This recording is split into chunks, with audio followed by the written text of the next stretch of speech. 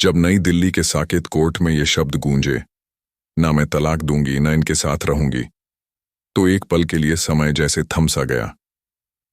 जज साहब ने अपनी कलम को हवा में रोक दिया। वकीलों ने एक दूसरे की ओर देखा और पीछे बैठी भीड़ में एक अजीब सी खामोशी और सनसनी फैल गई। कटघरे में खड़ी थी 29 साल की नेहा वर्मा, जिसके चेहरे पर एक भी शिकन नहीं थी। महंगी सिल्क की साड़ी, उससे मेल खाती ज्वेलरी और होठों पर एक रहस्यमयी हल्की मुस्कान। उसे देखकर कोई नहीं कह सकता था कि उसकी जिंदगी में कोई तूफान मचा हुआ है। उसके ठीक सामने खड़ा था उसका पति, रोहन मेहरा, एक टूटा हुआ इंसान, जिसकी आंखों की लालिमा और चेहरे की बेबसी उसकी कहानी चीख चीख कर बयान कर रही थी। रोहन ने जज साहब से सिर्फ एक गुहार लगाई थी, जज साहब, मैं अपनी पत्नी के साथ सुलह करना चाहता हूं। मैं उसके साथ अपनी जिंदगी बिताना चाहता हूं, लेकिन अगर वह मेरे साथ नहीं रहना चाहती तो कृपया मुझे तलाक दे दें। मुझे इस घुटन भरी जिंदगी से आजादी चाहिए। जज साहब ने नेहा की ओर देखते हुए सवाल किया, श्रीमती नेहा वर्मा, आप क्या चाहती हैं? अब सभी की निगाहें नेहा पर टिक गईं। नेहा के होठों पर वही रहस्यमयी मुस्कान फिर से उभर आई। उसने जज साहब की आंखों में बिना पलक झपकाए अपनी ठंडी और सधी हुई आवाज में कहा, मैं इनसे अपनी पूरी जिंदगी गुजारा भत्ता लूंगी। ना मैं इनके साथ रहूंगी और ना ही इन्हें तलाक दूंगी। जज साहब ने अपना चश्मा उतारा और मेज पर रख दिया। उनके चेहरे पर गुस्सा और हैरानी एक साथ नजर आए। श्रीमती नेहा, ना आपको अपने पति के साथ रहना है और ना ही आप उन्हें तलाक देना चाहती हैं। यह कोर्ट है, कोई नाटक घर नहीं। नेहा ने बिना किसी हिचक के जवाब दिया, मैं कोई नाटक नहीं कर रही जज साहब, मेरा यही फैसला है और यह पूरी तरह अटल है। यह सुनते ही रोहन कटघरे में लगभग लड़खड़ा गया। उसकी आंखों से आंसू बहने लगे। जज विपिन शर्मा को समझ आ गया था कि यह कोई साधारण वैवाहिक विवाद नहीं है। यह एक ऐसी पहेली थी जिसके पीछे कोई गहरा राज छिपा था। उन्होंने हथौड़ा मेज पर मारा। Order, order! पूरा कोर्ट रूम शांत हो गया। रोहन के वकील गुप्ता जी खड़े हुए और बोले, माय लॉर्ड, यह मेरे मुवक्किल के मानवाधिकारों का हनन है। यह मानसिक क्रूरता की हद है। लेकिन नेहा के वकील ने मुस्कुराते हुए तुरंत जवाब दिया, माय लॉर्ड, कानून में कहीं नहीं लिखा कि अगर पत्नी साथ नहीं रहना चाहती तो उसे तलाक देना ही होगा। यह मेरी मुवक्किल का अधिकार है। रोहन ने एक गहरी सांस ली। उसकी आवाज में एक हताश पति का दर्द साफ झलक रहा था। जज साहब, मैं आज भी नेहा के साथ अपना घर बसाना चाहता हूं। मैंने उसे मनाने की हर मुमकिन कोशिश की। उसकी मां से बात की, रिश्तेदारों और दोस्तों से कहलवाया, लेकिन वह सुनने को तैयार ही नहीं। रोहन की आंखें आंसुओं से भर आईं। जज साहब हैरान थे। एक तरफ एक बेबस पति था जो आजादी की भीख मांग रहा था और दूसरी तरफ एक रहस्यमयी पत्नी जो उसे एक अदृश्य जंजीर में बांधे रखना चाहती थी।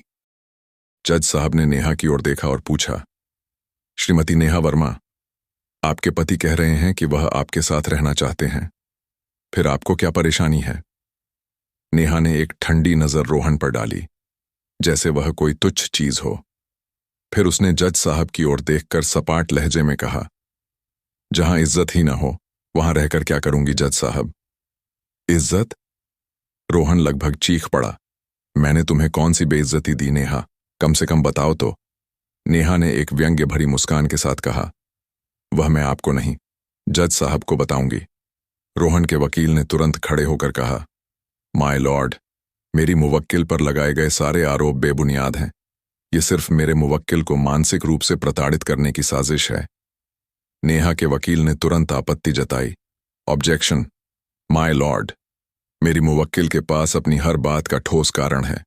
जज साहब ने दोनों वकीलों को शांत कराया और नेहा से सीधा सवाल किया, ठीक है नेहा जी, आप बताइए, अपने पति से आपकी क्या शिकायत है? क्या इन्होंने आपके साथ कोई मारपीट की, कोई घरेलू हिंसा? नेहा ने एक पल सोचा, फिर बोली, नहीं जज साहब, इन्होंने कभी हाथ नहीं उठाया। क्या इन्होंने दहेज की मांग की? जज साहब ने अगला सवाल किया। नेहा ने इसका भी इनकार कर दिया। रोहन के चेहरे पर एक पल के लिए राहत की झलक आई, लेकिन नेहा के अगले शब्दों ने उस राहत को चकनाचूर कर दिया। लेकिन जज साहब, जख्म सिर्फ शरीर पर नहीं लगते, दिल पर लगे जख्म कहीं ज्यादा गहरे और दर्दनाक होते हैं।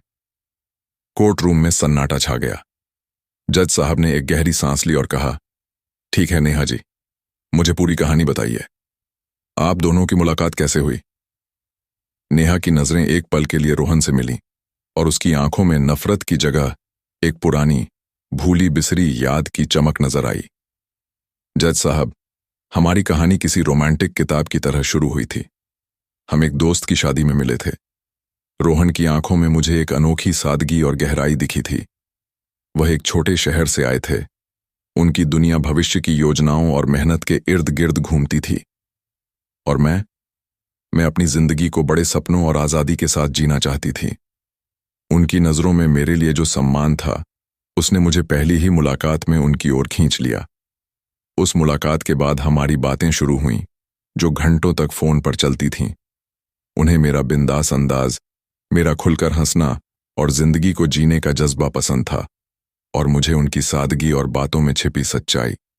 रोहन ने मुझसे कहा था, नेहा, मैं कोई बहुत बड़ा आदमी नहीं हूं, लेकिन मैं वादा करता हूं कि तुम्हें हमेशा अपनी जिंदगी की सबसे खास इंसान बनाकर रखूंगा। तुम्हारी हर ख्वाहिश मेरी जिम्मेदारी होगी। मैंने मजाक में पूछा था, और अगर मैं कुछ ऐसा मांग लूं जो तुम दे ना सको? रोहन ने जवाब दिया था, मैं तुम्हारे लिए चांद भी तोड़ लाऊंगा नेहा। बताते हुए नेहा की आंखों से एक आंसू टपक पड़ा। उस एक वादे पर मैंने अपनी पूरी दुनिया उनके नाम कर दी थी। जज साहब, कौन सी लड़की ऐसे वादों पर यकीन नहीं करेगी? मुझे लगा था कि मुझे मेरा हमसफर मिल गया है। शादी के दिन रोहन ने मुझसे कहा था, नेहा, आज से तुम्हारा हर सुख मेरा है और तुम्हारा हर दुख भी मेरा। हम कभी जुदा नहीं होंगे। मैंने अपने माता पिता, अपना घर, अपने सपने, सब कुछ पीछे छोड़कर उनके साथ एक नई जिंदगी शुरू की। मुझे लगा था कि मेरी दुनिया अब सिर्फ खुशियों से भरेगी। नेहा की आवाज अचानक सख्त हो गई, लेकिन मुझे क्या पता था कि जो सपनों का महल मैं बुन रही थी, वह शादी के कुछ महीनों बाद ही टूटकर बिखर जाएगा। और उन टुकड़ों ने मेरे दिल को हर दिन चुभना शुरू कर दिया। जज साहब ने गहरी सांस ली और पूछा, तो फिर यह सब कैसे बदल गया? ऐसा क्या हुआ कि यह खूबसूरत कहानी एक दुखद मोड़ पर आ गई? नेहा ने अपनी नम आंखें उठाईं, जिनमें शिकायतों का एक जलता हुआ अंगारा था। उसकी आवाज, जो पहले कांप रही थी, अब तेज और कटीली हो गई थी। तूफान, जज साहब, तूफान तो एक बार आता है और सब कुछ तबाह करके चला जाता है। मेरी जिंदगी में तो हर दिन एक नया बवंडर उठता था, जिसने धीरे धीरे मेरी हर खुशी को लील लिया। नेहा एक कदम आगे बढ़ी और रोहन की ओर उंगली उठाकर बोली, शादी को 3 साल हो गए जज साहब। क्या आप यकीन करेंगे, इन 3 सालों में यह मुझे एक बार भी कहीं घुमाने नहीं ले गए। जिस इंसान ने चांद तारे तोड़ने की बात की थी, उसने मुझे एक छोटे से फ्लैट की 4 दीवारों में कैद कर दिया। मेरे लिए दिल्ली सिर्फ उस 2 कमरे के फ्लैट तक सिमट गई थी। वह मुझे अपनी रानी बनाने की बात करते थे, लेकिन मुझे एक ऐसी कैदी बना दिया जिसकी जिंदगी सुबह किचन से शुरू होती थी और रात को उनके इंतजार में खत्म। कोर्ट में बैठी कुछ महिलाएं एक दूसरे की ओर देखने लगीं। ये एक ऐसी शिकायत थी जिसे कई लोग समझ सकते थे। नेहा की आवाज और तेज हो गई, इस इंसान ने, जज साहब, इस इंसान ने मुझे मेरे करियर की शुरुआत तक नहीं करने दी। कभी कोई बहाना तो कभी कोई और। मेरे जन्मदिन, जो मेरे लिए सबसे खास दिन होता था, पहले साल इन्होंने कहा कि इस बार कुछ जरूरी काम आ गया, अगली बार बड़ी पार्टी करेंगे। दूसरे साल यह भूल ही गए। मैंने वह दिन आंसुओं में डूबकर बिताया। जज साहब, इन्हें मेरा प्यार नहीं, मेरी खुशियां नहीं, सिर्फ अपना काम और अपनी सुविधा याद रहती थी। रोहन कुछ कहने के लिए आगे बढ़ा। नेहा, यह सच नहीं है, चुप रहो। नेहा लगभग चीख पड़ी, आज मुझे बोलने दो। जज साहब, इस घर में मेरी कोई पहचान ही नहीं थी। मैं इनकी पत्नी थी, लेकिन घर का हर फैसला इनकी मां लेती थी। मेरी राय की कीमत उस घर में कूड़े से भी कम थी। उसकी आवाज में अब दर्द और गुस्सा एक साथ घुल गए थे। और हद तो तब हो गई जज साहब, जब मैं तेज बुखार में तड़प रही थी। मेरा शरीर टूट रहा था। मैंने इनसे बस इतना कहा कि जल्दी घर आ जाओ और मुझे डॉक्टर के पास ले चलो। और इन्होंने क्या किया? इन्होंने अपनी मां को फोन करके कह दिया, मम्मी, नेहा की तबीयत ठीक नहीं है, आप उसे डॉक्टर के पास ले जाइए। जज साहब, मैं बुखार में जल रही थी और सुनिए, इनकी माँ ने क्या किया। उन्होंने अपना देसी नुस्खा, एक कड़वा काढ़ा बनाकर मुझे पिला दिया। और मेरे ये पति, इन्होंने दोबारा फोन करके मेरी तबीयत पूछने की भी जहमत नहीं उठाई। आखिरकार मेरी माँ का फोन आया। जब मैंने उन्हें अपनी हालत बताई तो वह मुझे डॉक्टर के पास ले गईं।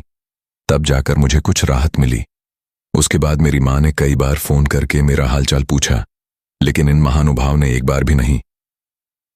आप ही बताइए जज साहब, इन्हें पत्नी चाहिए थी या नौकरानी? जब यह मुझे पत्नी का हक ही नहीं देना चाहते थे तो मेरी जिंदगी बर्बाद करने की क्या जरूरत थी? नेहा की आंखों से आंसू बह रहे थे। कोर्ट रूम में एक गहरी खामोशी छा गई, जिसे सिर्फ नेहा की सिसकियां तोड़ रही थीं। रोहन का चेहरा ऐसा फीका पड़ गया जैसे किसी ने उसका सारा खून निचोड़ लिया हो। उसने कांपते होठों से जज साहब से कुछ कहने की इजाजत मांगी। जज साहब ने सिर हिलाकर अनुमति दी। रोहन ने अपनी सारी हिम्मत बटोरकर बोलना शुरू किया। जज साहब, हाँ, यह सच है कि मैं नेहा को कहीं घुमाने नहीं ले गया, लेकिन मेरी भी अपनी मजबूरियां थीं। दिल्ली जैसे शहर में एक सैलरी से घर का किराया, माँ की दवाइयाँ, महीने का खर्च और ऑफिस की जिम्मेदारियां। मैं शौक पूरे करता या घर चलाता, लेकिन मैंने नेहा से वादा किया था कि मेरा प्रमोशन होते ही मैं उसकी हर ख्वाहिश पूरी करूंगा। उसकी आवाज में एक मध्यम वर्गीय इंसान की लाचारी साफ झलक रही थी। नेहा, तुम्हारे पहले जन्मदिन की बात, हाँ, मैं उस दिन लेट हो गया था, लेकिन मैं तुम्हारे लिए फूलों का गुलदस्ता और तुम्हारी पसंदीदा मिठाई लेकर आया था। वह कोई महंगा तोहफा नहीं था, लेकिन उसमें मेरा दिल था। लेकिन तुम्हें वह मिठाई नहीं, किसी 5 स्टार होटल में डिनर चाहिए था, जो उस महीने मेरे बजट से बाहर था। क्या प्यार की कीमत तोहफे की कीमत से तय होती है? रोहन की आवाज भर्रा गई। और वह दिन जब तुम्हारी तबीयत खराब थी, हाँ, मैं नहीं आ सका। मेरे ऑफिस में एक जरूरी मीटिंग थी। अगर मैं उस दिन छुट्टी लेता तो मेरी नौकरी खतरे में पड़ सकती थी, और यह नौकरी मैं अपने परिवार के लिए करता हूं नेहा। तुम्हारे सपनों को पूरा करने के लिए ही तो दिन रात मेहनत करता हूं। मैंने माँ को फोन किया, उन्हें कहा कि तुम्हें डॉक्टर के पास ले जाए। माँ ने तुम्हें घरेलू दवा दी, तुम्हारा ख्याल रखा। हाँ, शायद वह तुम्हें डॉक्टर के पास नहीं ले गईं, क्योंकि उन्हें अपने नुस्खे पर भरोसा था। वह मुझे भी वही काढ़ा पिलाती हैं। लेकिन क्या यह मेरा गुनाह था कि मैंने अपनी माँ से मदद मांग ली? रोहन ने जज साहब की ओर देखा और कहा, जज साहब, मैं इसे रानी शायद नहीं बना सका। मैं चांद तारे नहीं ला सका। मैं एक आम इंसान हूं, जो अपने परिवार को एक सम्मानजनक जिंदगी देने की कोशिश कर रहा था। शायद मेरी कोशिशें नेहा की उम्मीदों से छोटी पड़ गईं। रोहन के शब्दों ने कोर्ट रूम का माहौल बदल दिया। कहानी अब उतनी एक तरफा नहीं लग रही थी। सहानुभूति अब 2 हिस्सों में बच चुकी थी। जज साहब ने सारी बातों को गौर से सुना और फिर नेहा की ओर देखा, जिनकी आंखों में अभी भी शिकायतें थीं। उन्होंने संयम से कहा, श्रीमती नेहा, मैंने आपकी बातें सुनी। कहीं घुमाने न ले जाना, जन्मदिन पर महंगा तोहफा न देना या आपकी राय न लेना, ये बातें निश्चित रूप से दिल को चोट पहुंचाती हैं। लेकिन क्या ये कारण इतने बड़े हैं कि आप अपने पति से अलग हो जाएं? पति पत्नी के रिश्ते में छोटी मोटी बातों पर तनाव तो आता है, लेकिन इनके लिए रिश्ता तोड़ना समझदारी नहीं है। इससे पहले कि नेहा जवाब देती, कोर्ट रूम में पीछे से एक तेज और भावुक आवाज गूंजी, जज साहब, आप नेहा को गलत समझ रहे हैं, क्योंकि इसने आपको इस आदमी के जुल्मों की पूरी कहानी अभी तक नहीं बताई। मैं बताऊंगी कि इसने इतना बड़ा कदम क्यों उठाया। सबकी नजरें उस आवाज की ओर मुड़ी। भीड़ में खड़ी थी एक 62 साल की महिला, जिनकी आंखों में आंसू और चेहरे पर अपनी बेटी के लिए लड़ने का जज्बा था। यह थी नेहा की मां, मंजू देवी। एक कोर्ट कर्मचारी ने उन्हें रोकने की कोशिश की। कृपया बैठ जाइए, जब आपको बुलाया जाएगा तभी आइए। लेकिन मंजू देवी रुकी नहीं। नेहा मेरी बेटी है, मैंने उसे जन्म दिया है, मैं चुप नहीं रह सकती। उनकी आवाज में इतनी पीड़ा थी कि जज साहब ने कर्मचारी को इशारे से रोक दिया। उन्हें आगे आने दीजिए। मंजू देवी कटघरे के पास आकर खड़ी हो गईं। उनकी सांसें फूल रही थीं। जज साहब, मेरी बेटी ने इस आदमी की सारी सच्चाई आपको नहीं बताई। असली अपमान तो मेरी बेटी ने सहे हैं।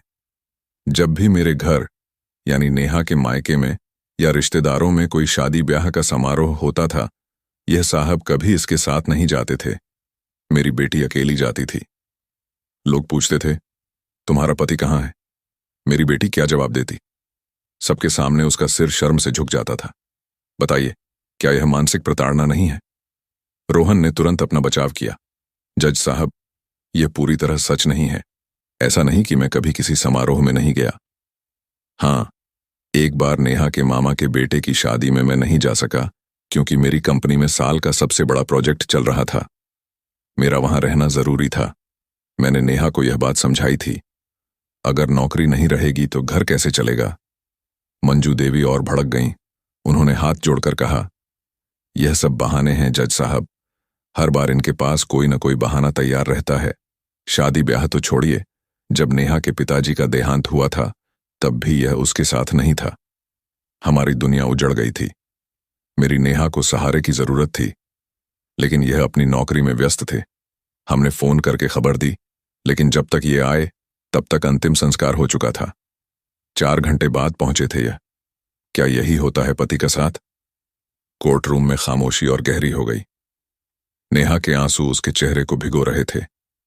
वह सिसकते हुए बोली, हाँ जज साहब, उस दिन मुझे लगा कि मेरी दुनिया में मेरे लिए कोई नहीं है। जिसने मुझसे हर सुख दुख में साथ देने का वादा किया था, वह मेरे सबसे बड़े दुख में मेरे साथ नहीं था। वह दिन मुझे हमेशा याद रहेगा। जज साहब ने गंभीरता से रोहन की ओर देखा। मिस्टर रोहन, इस बारे में आप क्या कहना चाहते हैं? रोहन का चेहरा लटक गया। उसने गहरी सांस भरते हुए धीमे स्वर में कहना शुरू किया, जज साहब, मैं कसूरवार नहीं हूं। सच कहता हूं, मुझे जरा भी अंदाजा नहीं था कि पिताजी की तबीयत इतनी बिगड़ जाएगी। मैं ऑफिस के काम से मुंबई गया था और उनकी तबीयत बिल्कुल ठीक थी। अगर मुझे जरा सा भी शक होता तो मैं कभी नहीं जाता। उसकी आवाज कांपने लगी। जिस पल मुझे फोन पर खबर मिली कि उनका देहांत हो गया, मैंने सारी मीटिंग्स रद्द कर दी। मैंने फ्लाइट बुक करने की कोशिश की, लेकिन टिकट नहीं मिली। मजबूरी में मुझे ट्रेन लेनी पड़ी।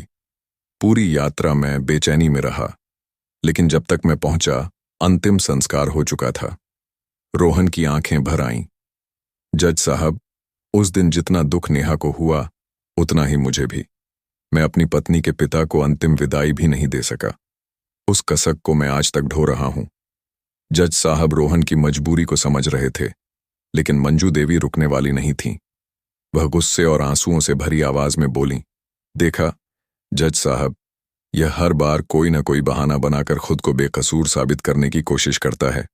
मान लिया, उस दिन मजबूरी थी, लेकिन मेरी बेटी जो रोज सहती है, उसका क्या? दिन रात सास के ताने, वह सबका क्या? आप यकीन नहीं करेंगे जज साहब, मेरी बेटी को अपने ससुराल में क्या क्या सुनना पड़ता है। तुम औरत होकर घर नहीं संभाल सकती, खाना ठीक नहीं बनाती, बच्चे का ध्यान नहीं रख सकती। ऐसे हजारों ताने सुनकर मेरी बेटी का दिल पत्थर हो गया है।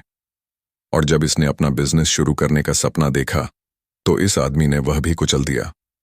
जज साहब देख रहे थे कि मंजू देवी एक एक करके रोहन की सारी शिकायतें गिना रही थीं, जो शायद नेहा भी भूल चुकी थी। नेहा अपनी मां की बातों के साथ साथ उन पुरानी बातों को याद करके रोने लगी।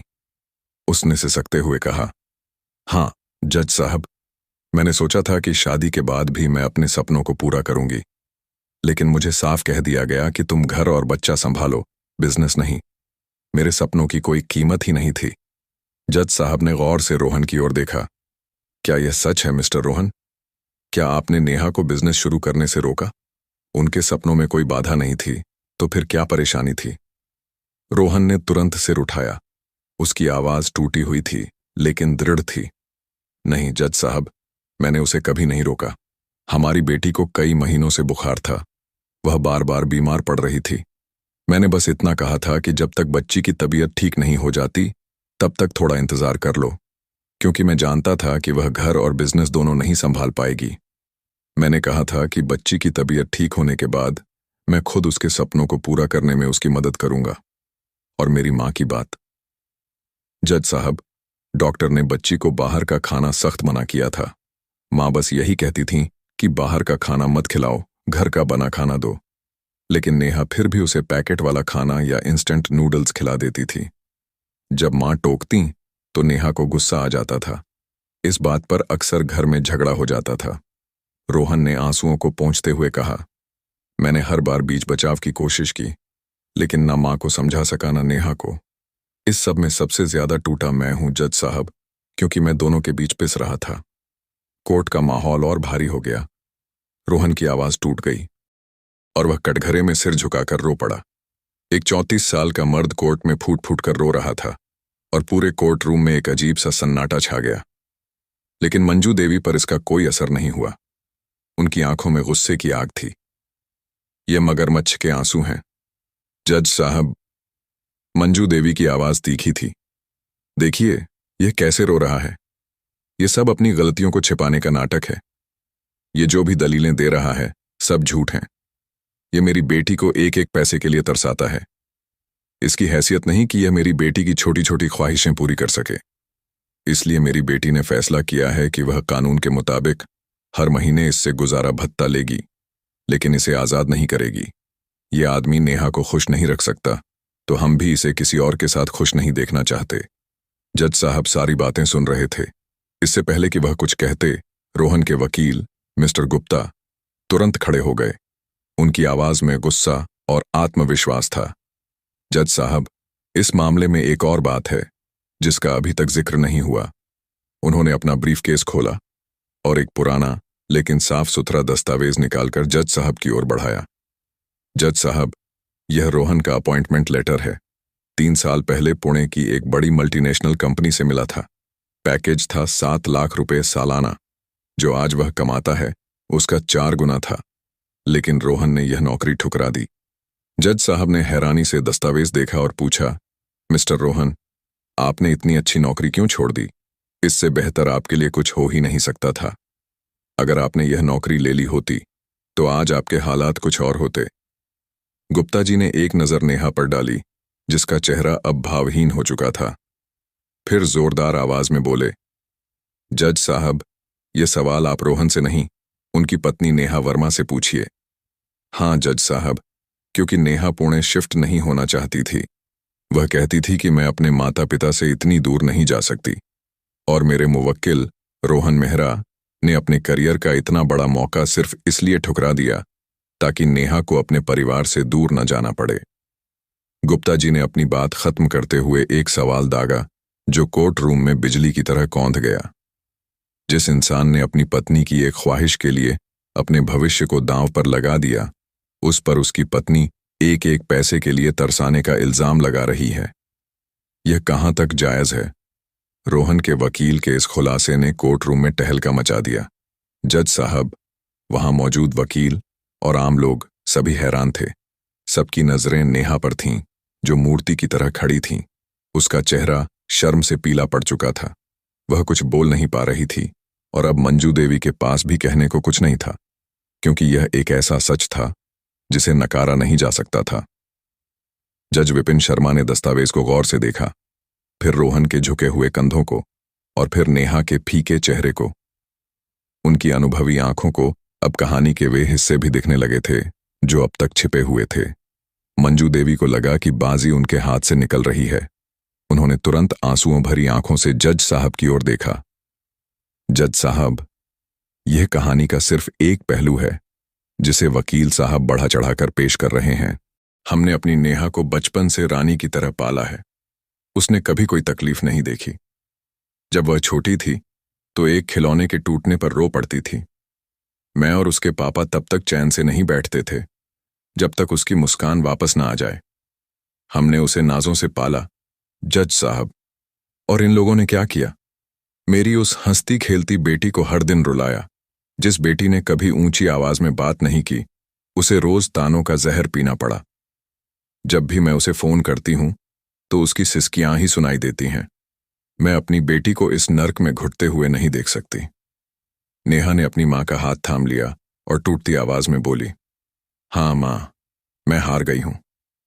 मैंने बहुत कोशिश की इस घर में अपनी जगह बनाने की, लेकिन मेरे सपनों और मेरे वजूद को हमेशा नजरअंदाज किया गया। मैं अब थक चुकी हूं। कोर्ट में मौजूद कुछ महिलाएं नेहा की पीड़ा को समझ रही थीं, लेकिन तभी जज विपिन शर्मा ने अपनी कलम मेज पर रखी और कुछ देर के लिए आंखें बंद कीं, जैसे वह इस पूरे मामले की गहराई को नाप रहे हों। फिर उन्होंने चश्मे के ऊपर से मंजू देवी पर एक तीखी नजर डाली और वह सवाल पूछा जिसने केस की पूरी दिशा बदल दी। मंजू जी, एक बात बताइए, जब नेहा अपने ससुराल में थी तब आप दोनों की कितनी बार बात होती थी? मंजू देवी ने गर्व से कहा, रोज। जज साहब, 2-3 घंटे तो आराम से बात हो जाती थी। वह मुझसे अपना हर सुख दुख बांटती थी। जज साहब ने अगला सवाल दागा, उस वक्त क्या आपको पता होता था कि उनके घर में आज खाने में क्या बना है? हाँ, बिल्कुल, मेरी बेटी मुझसे कुछ नहीं छिपाती, मंजू देवी ने जवाब दिया, यह समझे बिना कि वह एक जाल में फंस रही थी। जज साहब ने पूछा, अगर सास बहू में कोई छोटी मोटी तकरार होती थी तो क्या उसकी खबर भी आपको तुरंत मिल जाती थी? जी जज साहब, मेरी बेटी किसे अपना दुख सुनाती, वह सब मुझे बताती थी। मैं ही उसका एकमात्र सहारा थी, मंजू देवी ने जोर देकर कहा। अब जज साहब की आवाज में सख्ती आ गई। उन्होंने मंजू देवी की आंखों में सीधे देखते हुए कहा, तो मतलब आप अपनी बेटी के ससुराल की हर छोटी बड़ी बात की खबर रखती थीं, किचन की नोकझोंक से लेकर उनके निजी पल तक। कोर्ट रूम में सन्नाटा पसर गया। जज साहब ने अपना आखिरी और सबसे तेज सवाल पूछा, मंजू जी, आपने अपनी बेटी को नाजों से पाला, पढ़ाया लिखाया और धूमधाम से उसकी शादी की, ये सब जानते हैं, लेकिन क्या आपने उसे कभी मानसिक रूप से अपने ससुराल का होने दिया या हर रोज फोन पर उसे वापस अपने ही घर की रानी बनाए रखा? यह सवाल एक आईना था जिसमें मंजू देवी को अपना चेहरा दिखने लगा। कोर्ट में मौजूद हर शख्स की सांसें थम गईं। मंजू देवी तिलमिला उठीं और तुरंत अपना बचाव करने लगीं। जज साहब, आप यह क्या कह रहे हैं? मैं उसकी मां हूं। अगर वह मुझे अपना दुख नहीं बताएगी तो किसे बताएगी? क्या मैं उसे मरने दूं? जज साहब ने शांति से कहा, मंजू जी, यह सच है कि एक बेटी अपनी मां को ही अपना दुख बताएगी, लेकिन सवाल यह है कि दुख था कौन सा? उन्होंने अपनी नजरें नेहा और मंजू देवी पर टिकाईं। रोहन का ऑफिस से लेट आना एक घटना है, दुख नहीं। सास का खाने में नुक्स निकालना एक तकरार है, जुल्म नहीं। जन्मदिन पर महंगा तोहफा न मिलना एक उम्मीद का टूटना है, रिश्ते का टूटना नहीं। जज साहब की आवाज अब और गहरी हो गई। आपने अपनी बेटी से हर रोज 3 घंटे बात की। आपने उसके घर की हर बात सुनी और हर छोटी बात को एक बड़ा दुख बना दिया। हर छोटी तकरार को जुल्म का नाम दे दिया। अगर आप ये बातें न पूछती और नेहा आपको न बताती तो शायद कुछ दिनों में ये सब भूल जाती और घर वाले फिर से एक हो जाते, लेकिन आपने ऐसा होने नहीं दिया। आपकी बातों ने छोटी सी चिंगारी को इतना बड़ा कर दिया कि वह आग बन गई। नेहा की नजरों में उसका ससुराल एक नर्क और उसका पति एक जालिम बन गया। मंजू देवी कांप रही थीं। मैंने तो बस उसका साथ दिया, उन्होंने कमजोर आवाज में कहा। यह साथ नहीं था मंजू जी, जज साहब ने सख्ती से कहा। यह जहर था, एक मीठा जहर, जो आपने अपनी बेटी के वैवाहिक रिश्ते में घोल दिया। शादी का रिश्ता पति पत्नी के भरोसे और समझदारी से चलता है। आपने रोज फोन करके उस रिश्ते की जड़ों में नफरत और शिकायतों का तेजाब डाला। उन्होंने नेहा की ओर देखा, जो सुन्न खड़ी थी। नेहा जी, जब भी आपकी अपने पति से अनबन हुई, आपने उसका हल निकालने के लिए रोहन से बात करने की बजाय अपनी मां को फोन किया। आपने अपने पति को अपना साथी नहीं, बल्कि अपनी मां को अपना वकील बना लिया। आपके और आपके पति के बीच का हर फैसला अब आपके और आपकी मां के बीच होने लगा। जज साहब ने अपनी बात खत्म करते हुए कहा, असली समस्या न पति में है न पत्नी में। समस्या उस तीसरे व्यक्ति की दखलंदाजी में है जो प्यार के लिबास में छिपी हुई है। मंजू जी, आपकी बेटी 3 साल से शादीशुदा है, लेकिन आपने उसे कभी अपने पति की पत्नी बनने का मौका ही नहीं दिया। यह सुनते ही नेहा को लगा जैसे किसी ने उसके पैरों तले जमीन खींच ली हो। उसके कानों में उसकी अपनी शिकायतें, अपनी मां से की गई हर बात, हर आंसू गूंजने लगे। उसे आज पहली बार एहसास हुआ कि उसने अपने ही हाथों से अपने घर की नींव को कमजोर कर दिया था। कोर्ट में सन्नाटा छा गया। तभी पीछे से किसी ने धीरे से ताली बजाई और देखते ही देखते पूरा कोर्ट रूम तालियों की गड़गड़ाहट से गूंज उठा। ये तालियां जज साहब के विश्लेषण के लिए थीं, उस कड़वी सच्चाई के लिए जिसे आज हर कोई महसूस कर रहा था। जज साहब ने अपना फैसला सुनाना शुरू किया। उनकी आवाज में अधिकार था, लेकिन एक पिता जैसी नरमी भी थी। अदालत ने दोनों पक्षों की बातें सुनी। यह साफ है कि इस रिश्ते में कड़वाहट घुल चुकी है, लेकिन यह भी सच है कि तलाक किसी समस्या का आखिरी हल होना चाहिए, पहला नहीं। इसलिए तलाक की अर्जी पर कोई फैसला सुनाने से पहले यह अदालत एक वैवाहिक प्रयोग का आदेश देती है। वहां मौजूद सभी लोगों के चेहरों पर हैरानी थी। वैवाहिक प्रयोग? यह क्या होता है? जज साहब ने अपनी बात जारी रखी। यह प्रयोग 1 महीने तक चलेगा और इसके कुछ सख्त नियम होंगे जिनका पालन दोनों को करना होगा। अगले 1 महीने तक श्रीमती नेहा अपनी मां मंजू देवी से किसी भी तरह का संपर्क नहीं करेंगी। न फोन, न वीडियो कॉल, न मुलाकात। ये सजा नहीं है, बल्कि नेहा को यह मौका देना है कि वह बिना किसी बाहरी प्रभाव के अपने मन की आवाज सुन सके। रोहन और नेहा को हर हफ्ते एक साथ मैरिज काउंसलर के पास जाना होगा। सत्र की रिपोर्ट सीधे अदालत में जमा होगी। आपको एक खाली कांच का जार और कुछ कागज की पर्चियां रखनी होंगी। हर रोज बिना एक दूसरे को दिखाए आपको अपने रिश्ते की एक अच्छी सकारात्मक याद उस पर्ची पर लिखकर जार में डालनी होगी। ये यादें आपके झगड़ों से पहले की होनी चाहिए। इस जार को 1 महीने बाद अदालत में ही खोला जाएगा। आप दोनों एक ही घर में रहेंगे, लेकिन एक दूसरे पर कोई दबाव नहीं डालेंगे। और इस दौरान रोहन की मां और नेहा की मां उनके किसी भी काम में दखल नहीं देंगी। ध्यान रहे, अदालत के हर आदेश का सख्ती से पालन होना चाहिए। यह एक अनोखा फैसला था। रोहन और नेहा दोनों हैरान थे, लेकिन उनके पास इसे मानने के अलावा कोई रास्ता नहीं था। शुरुआती दिन बहुत मुश्किल थे। घर में एक भारी खामोशी छाई रहती थी। नेहा के लिए अपनी मां से बात किए बिना एक दिन भी काटना मुश्किल था। उसे बार बार फोन उठाने की इच्छा होती, लेकिन अदालत का आदेश उसे रोक देता। पहला काउंसलिंग सत्र एक तूफान की तरह था। दोनों ने अपना सारा गुस्सा और भड़ास काउंसलर के सामने निकाल दी। काउंसलर ने बिना किसी को सही या गलत ठहराए उनकी बातें सुनी, लेकिन अगले सत्र में वे एक दूसरे के नजरिए को समझने लगे। नेहा को पहली बार एहसास हुआ कि उसकी मां की चिंता ने रोहन को कितनी घुटन दी थी। रोहन को समझ आया कि नेहा अपनी मां पर कितनी निर्भर थी और नए माहौल में उसे कितने सहारे की जरूरत थी। स्मृतियों का जार धीरे धीरे अपना असर दिखाने लगा। हर रात सोने से पहले वे अपने पुराने सुनहरे पलों को याद करते। रोहन ने उस दिन के बारे में लिखा जब नेहा ने उसके जन्मदिन पर रात को उसका पसंदीदा चॉकलेट केक बनाया था। नेहा ने उस पल को याद किया जब बारिश में उनकी कार खराब हो गई थी और रोहन ने उसे भीगने से बचाने के लिए अपनी जैकेट दे दी थी। ये छोटी छोटी यादें उन्हें उनके पुराने प्यार की याद दिला रही थीं। वे अपने झगड़ों को भूलकर अपनी पसंद नापसंद, अपने सपनों और डर के बारे में बात करने लगे। इस प्रयोग का सबसे बड़ा मोड़ एक रात आया। नेहा जार के पास बैठी चुपचाप रो रही थी। रोहन ने उसे देखा तो उसके पास जाकर बैठ गया। उसने कुछ नहीं कहा, बस अपना हाथ नेहा के कंधे पर रख दिया। नेहा ने सिसकते हुए कहा, रोहन, हम कैसे थे और हम क्या हो गए? मां की हर बात मानना मेरी गलती थी। मैंने तुम्हारी भावनाओं को, तुम्हारे त्याग को कभी समझा ही नहीं। मैंने तुम पर इल्जाम लगाए। मैं बहुत गलत थी। रोहन ने उसे अपनी ओर खींच लिया और गले से लगा लिया। इतने समय बाद वे एक दूसरे के आलिंगन में थे। रोहन ने कहा, तुम गलत नहीं हो नेहा। शायद मैं भी तुम्हें वह भरोसा नहीं दे पाया कि तुम मुझसे अपनी हर बात कह सको। गलती हम दोनों की थी।